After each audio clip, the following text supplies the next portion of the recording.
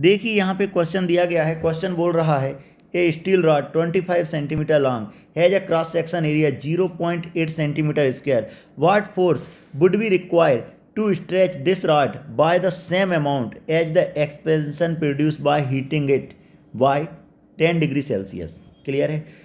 Given that for steel coefficient of linear expansion and Young's modulus alpha equal to 1.1 into 10 to the power minus 5 degree Celsius inverse and y equal to 2 into 10 to the power 11 newton per metre square.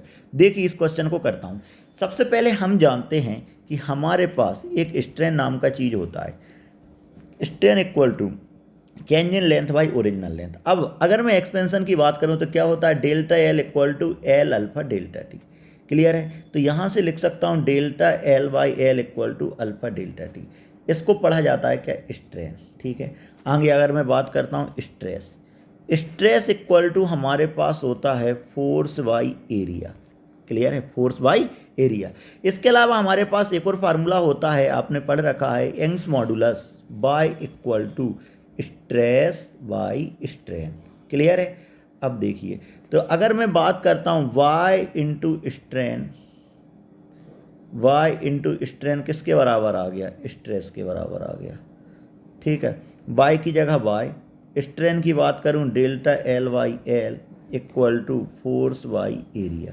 तो यहाँ से मैं लिख सकता हूँ force equal to Y A into delta L by L. y की जगह कितना रख सकता हूँ मैं, 2 into 10 to the power 11 newton per metre square.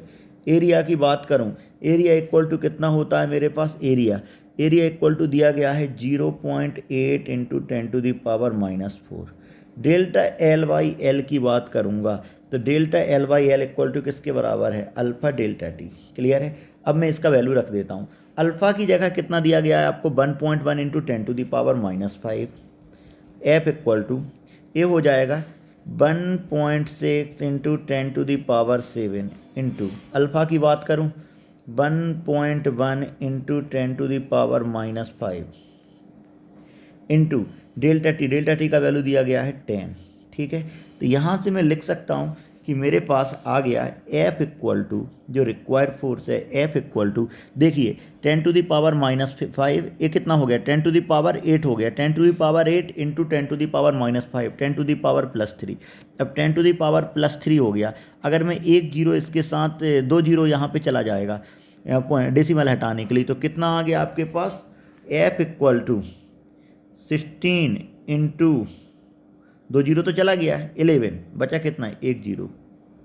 तो कितना लिख सकता हूँ मैं, एफ इक्वल टू 16 इंटू 11 हो गया 176 इंटू 10, तो 1760 न्यूटन का फोर्स मुझे लगाना पड़ेगा, तब जाके आपके पास एक कंडीशन निकल के आएगा। क्लियर है।